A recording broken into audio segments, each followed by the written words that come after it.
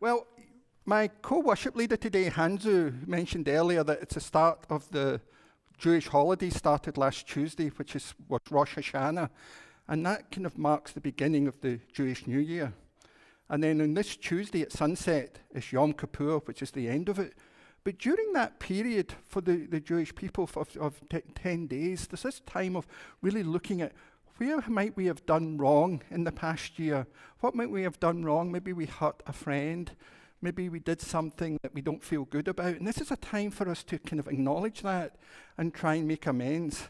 And this story comes from the Jewish tradition. And it's about this man who's Jewish, and he's a little bit arrogant. You know, he goes to his rabbi and says, you know, I've been reflecting over the last 9 days about what did I do wrong over this last year, and I don't think I did anything wrong. Can anyone else here say that you did nothing wrong in the last 10 days? I did 10 things wrong before I go out of bed this morning. So, you know, the rabbi said, oh, really? You haven't done anything wrong? Really why don't you go away and think about it for another day and come back? And so the man goes away and said, you know, Rabbi, I'm convinced I did nothing wrong. And just so you know, a rabbi is basically like a religious leader in the Jewish tradition, like I'm a minister in the Unitarian Universalist tradition, as is Tovas now. And so the rabbi says, well, come back the next day. So he comes back the next day and says, I'm still sure I did nothing wrong. So the rabbi says to him, could you go and find a really, really large rock and bring it to me? The man said, yes, I can. So the man goes off, finds this big rock, and he comes in and he brings it to the rabbi and he puts it down on his desk. And the rabbi goes, that's a great rock. Could you put it back exactly where you found it? And the man's like, okay. So he picks it up. And then he comes back to the rabbi, and the rabbi said, now can you go and find a small pebble, a small stone? And the man said, sure. And so the man goes and picks up the pebble and places it in the rabbi's desk. And the rabbi says, that's great. Could you put that back exactly where you found it? And the man goes, well, no, I can't, because it's so small. There was lots of pebbles there. Where's the big stone? I knew exactly where I picked it up. He says, well, I think, Rabbi, that's a bit like our wrongdoings. The small ones we don't remember. We maybe remember the big things that we did wrong, but we don't always remember the small things that we did wrong. But you know, those small things we did wrong can really hurt other people. So we may not pay a lot of attention to it, but the person who we wronged could be quite upset. So I think if you really think about it, you'll find you maybe have done something wrong. And so what we ask in the Jewish tradition, and I think this is a great model, if we've done something wrong, is to acknowledge it, apologize for it, and to the person we wronged, try and do the best we can to make it up to them. Courage is our theme for this month, and we are on the eve of the Day of Atonement. There's a bit of a disconnect when we talk about courage and atonement. When we talk about or think about courage, we often think of someone who is sure and forthright, taking a risk with a hope to succeed. That's what we picture as courage. That's when we feel brave. But taking a risk sometimes means that we fail.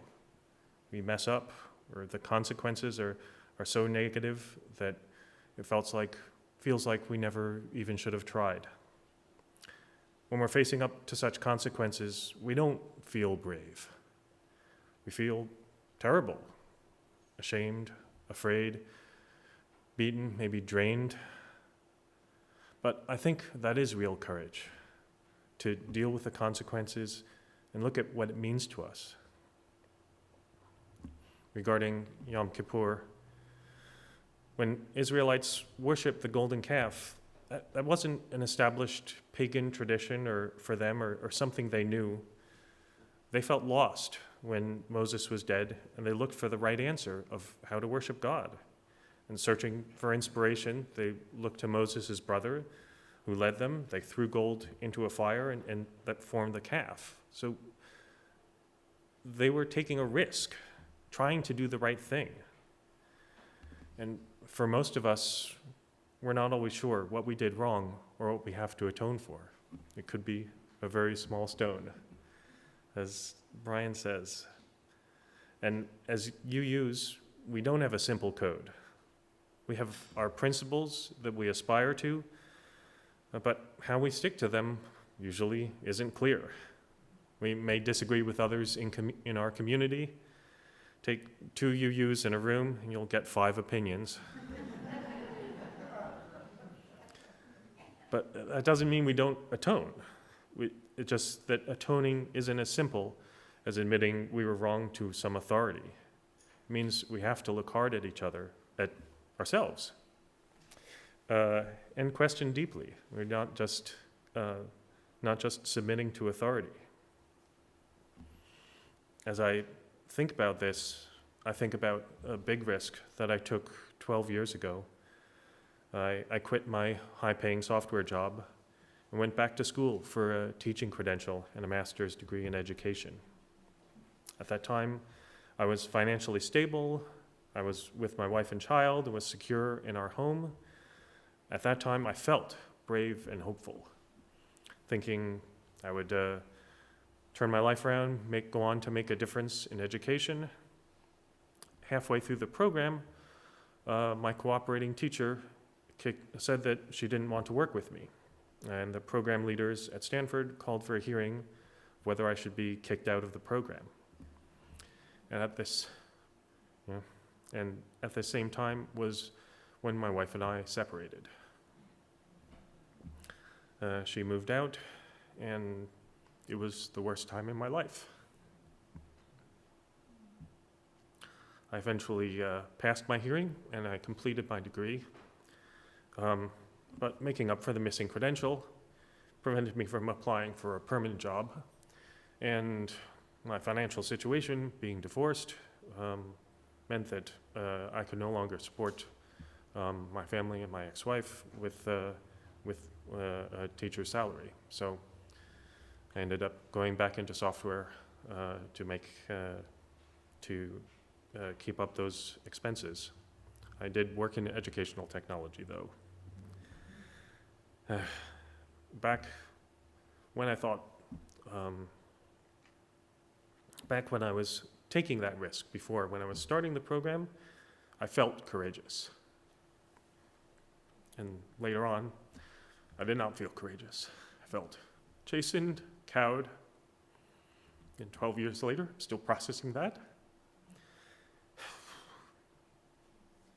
But however terrible I felt, I'm glad of the risk I took.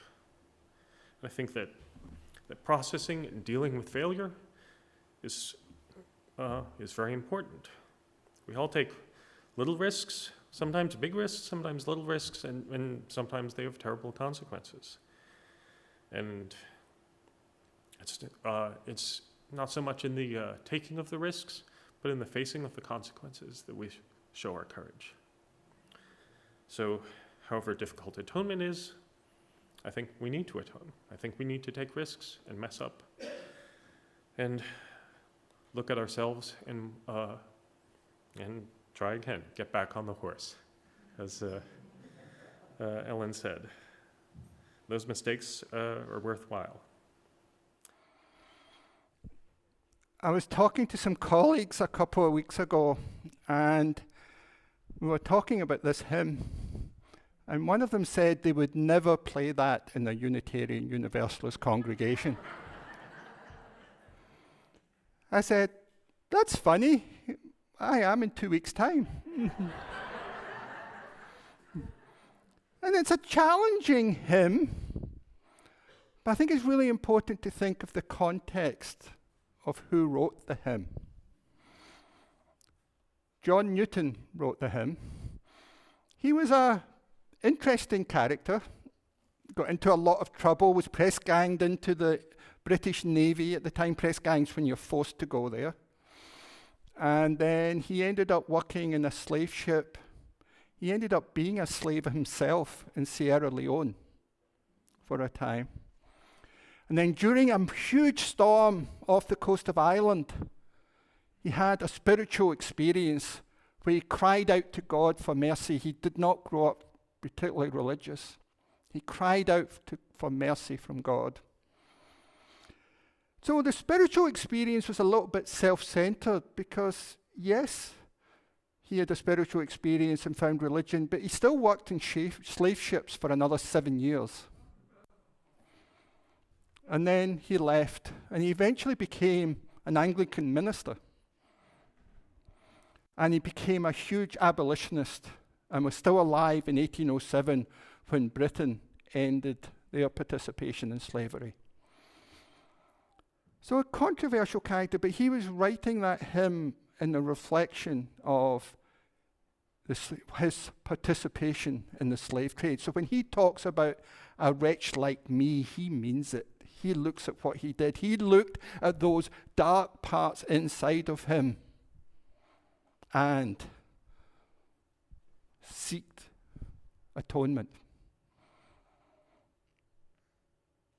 And that hymn is a powerful message of forgiveness and redemption, are possible regardless of the sins committed, and that the soul can be delivered from despair. And in the hymnal, if you actually look at it, the word wretch can say alternative soul. But I think it's interesting to think, honor the words of the original writer in that hymn. And I think it's a huge aspect of courage. I actually see courage tied in to atonement in a very strong way, because it takes courage to look at those dark places within each of us. It's so easy to ignore them. It's so easy to stay in our comfort zone and not look at those dark places within each of us. And William Butler Yeats said that it takes more courage to examine the dark corners of your soul than it does for a soldier to fight in the battlefield. And the psychoanalyst Carl Jung commented that we do not become enlightened by imagining beings of light, but by making our darkness conscious.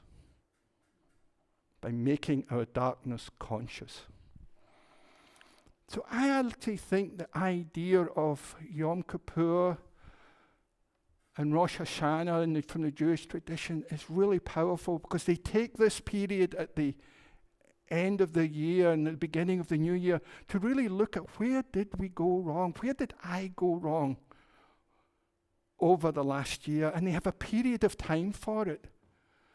Now, I remember a couple of years ago when we talked about this, we also said, well, maybe it's not enough to do it once a year. As I said, I probably did 10 things wrong before I got out of bed this morning. I need a lot of time for atonement. But I think we all could do periodically, looking at ourselves, whatever time works for you, like where did we go wrong? And I love that Jewish models of recognizing where we did wrong, apologizing for it, and making amends. Because I think that is really, really powerful. And when the Jews talk about to turn, and it was mentioned in the prayer, the idea of turn means to look back on this past year and remember the places where we went wrong, and then turn your life around to move forward and live in a more healing, more wholesome way. And that idea of repentance, repair, and forgiveness, that model, I think, can be really powerful for all of us. And I think each of those steps takes courage. To really look at that, where we did wrong, to admit it, and then to try and make amends. I think each of those steps takes a lot of courage. And when I talk about repentance, I talk about the act of reviewing our actions and feeling contrition for what we did and how we might have harmed others. And atonement is the process of absolving that transgression so one may be forgiven. And I've mentioned before, every time I talk about forgiveness, I never think it's right to ask for forgiveness. I think that takes your burden and places it on the person that was wronged. I don't think we should ever ask for forgiveness. We may get forgiveness, but what we do is we acknowledge the mistake, we apologize for it, and we make amends as the best we can. And I think looking at ourselves honestly, looking at the struggles, where we've failed, the mistakes we've made, That's about healing ourselves.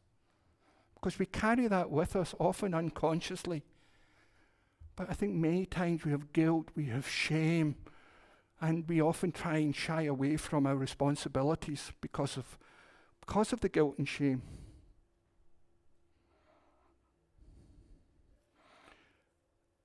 The Buddhist psychologist Ora Glasser said, as we begin to really look into our lives, we ask and want to know, what is this uneasiness I don't want to touch?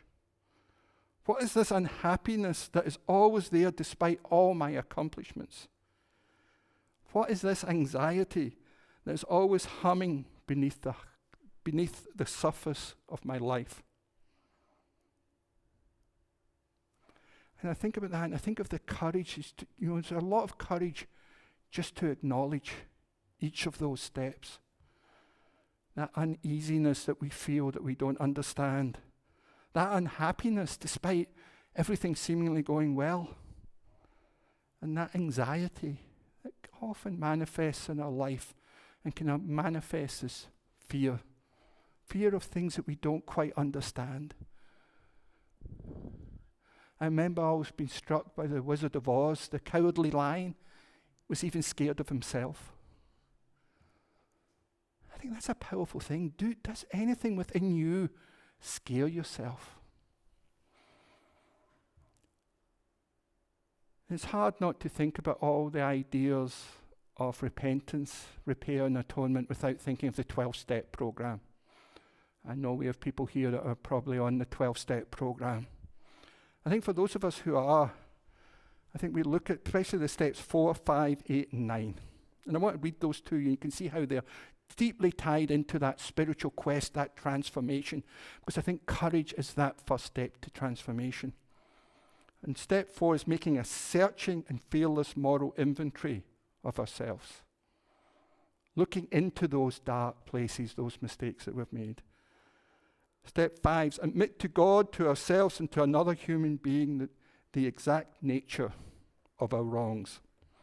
And step 8 is make a list of all the persons we have harmed and become willing to make amends to them all. I think it's interesting, make a list and become willing. It's not actually taking the next step. Step 9 is the next step. Make direct amends to such people wherever possible, except when to do so would injure them or others. I think that's a really powerful outlook for all of us to take, whether we are struggling with addictions or not.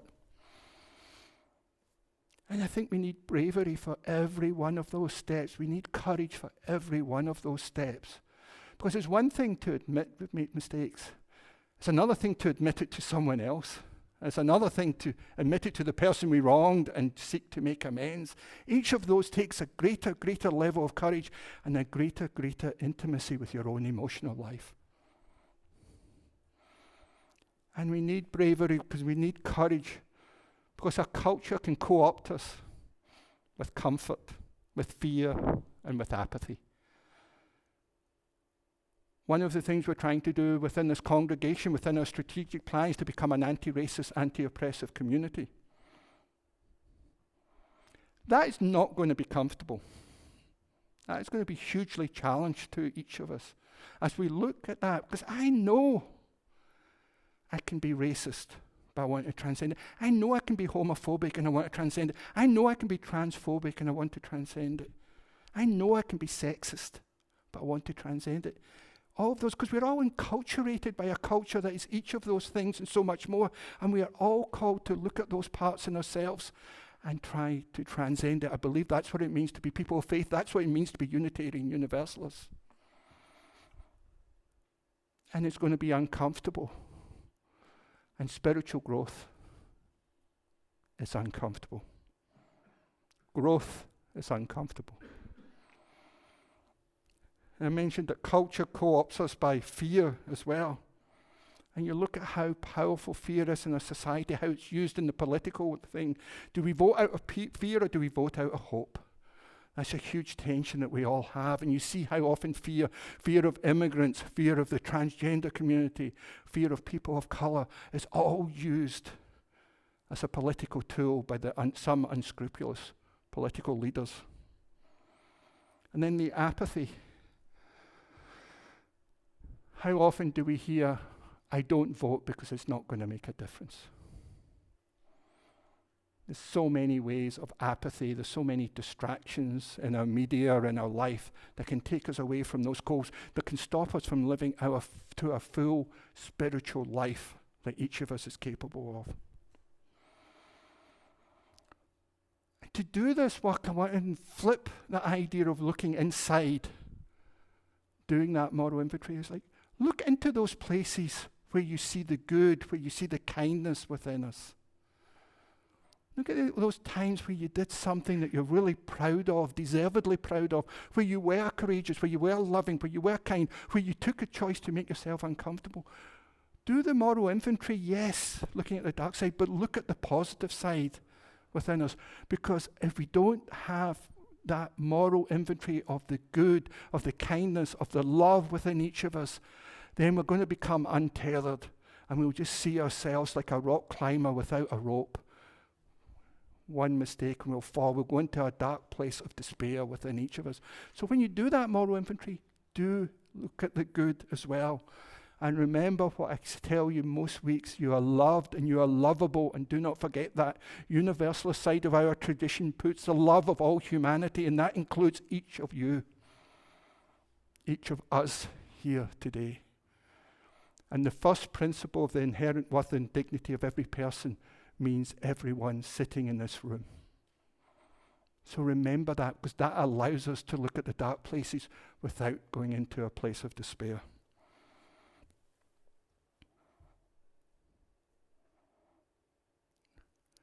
And one place I think it's courage is for us to really claim our religious, our spiritual identity.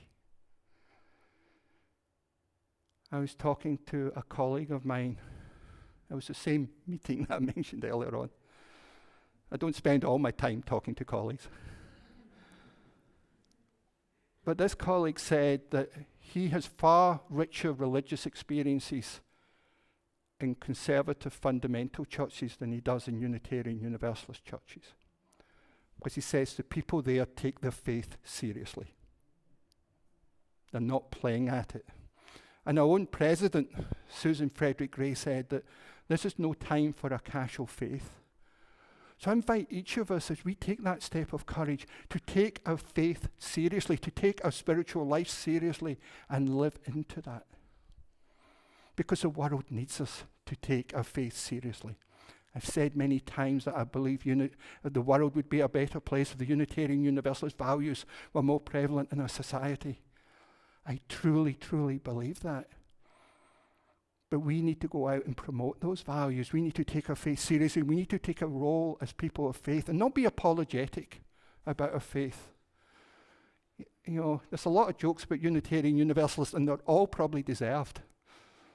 But we need to take our faith seriously so we can go out into the world and transform it through acts of love.